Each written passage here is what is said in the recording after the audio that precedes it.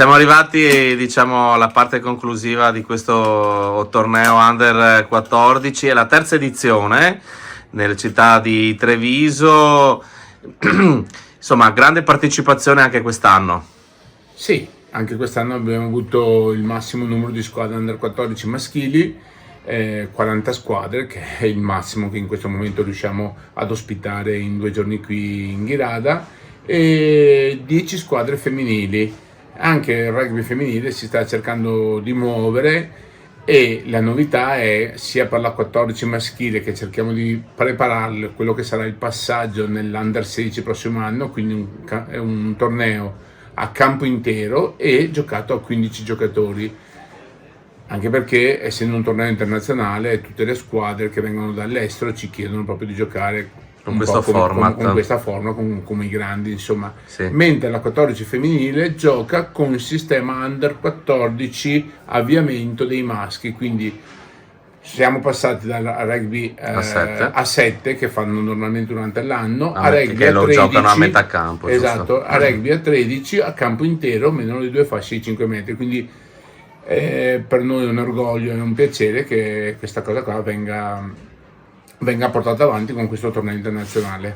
E anche a livello di segreteria, insomma, c'è da lavorare, da assistere, insomma, Come alle sempre. squadre, no? Sì, come sempre, però ci sono dei problemi, ma sono tutte cose risolvibili e sono cose che ci fanno passare il tempo, perché se non ci fossero i problemi cosa si farebbe? No, comunque tutto quanto bene, c'è collaborazione anche da parte di tutte quante le squadre, perché ormai sanno come è strutturato il tutto, anni e anni che andiamo avanti in questa maniera, quindi non ci sono problemi. Diciamo che è anche una fase di riscaldamento, chiamiamolo così, per la settimana prossima che viene, che lì diciamo che insomma c'è un bel da fare, no? Là ci sarà veramente da tirarsi sulle maniche fin qua alto, perché con tutti i ragazzi, oltretutto piccoli, e anche ci saranno i genitori, che sono quelli, perché fin ci sono gli atleti, chiamiamoli atleti, andiamo alla grande, sono i genitori che preoccupano, e quindi essendoci piccolini, 6, gli 8,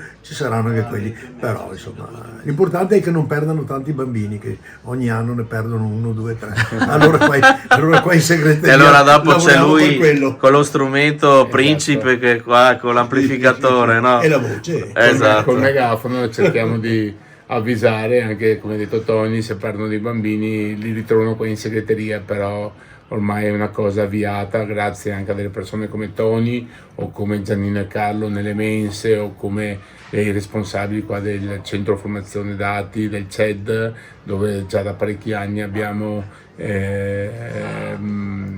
persone di persone. Beh, diciamo che prima c'era Vittorio Barzan, adesso c'è il figlio e il nipote ci di si Vittorio eredita Barzan, anche, diciamo, di le Vittorio competenze. Barzan, esatto, più c'è Marco Franceschini che è un informatico, quindi aiuta questa cosa qua notevolmente. Una volta veniva fatto tutto a penna, no? Assolutamente sì, c'erano quelli pseudo informatici, avevano quelle conoscenze, però naturalmente dovevano fare tutto a mano, e quindi erano ancora più necessari che l'informatico adesso, perché l'informatico basta premere, impostare e via, una volta a mano, e per fortuna c'era gente che riusciva a farlo e si andava avanti con meno numeri, ma diciamo si portava avanti lo stesso, tutto quanto bene. Allora diamo appuntamento a settimana prossima in Ghirada, anche magari qualche curioso che vuole vedere qualche ragazzo.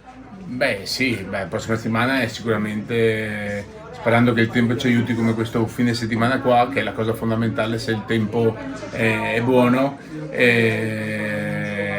è la soddisfazione di vedere tutti quei bimbi là che arrivano, soprattutto gli Under 6, Under 8, proprio ci fanno impazzire, sono divertentissimi, quindi appuntamento tutti quanti alla prossima settimana in Ghirada, sabato e domenica, e vi aspettiamo tutti quanti numerosi.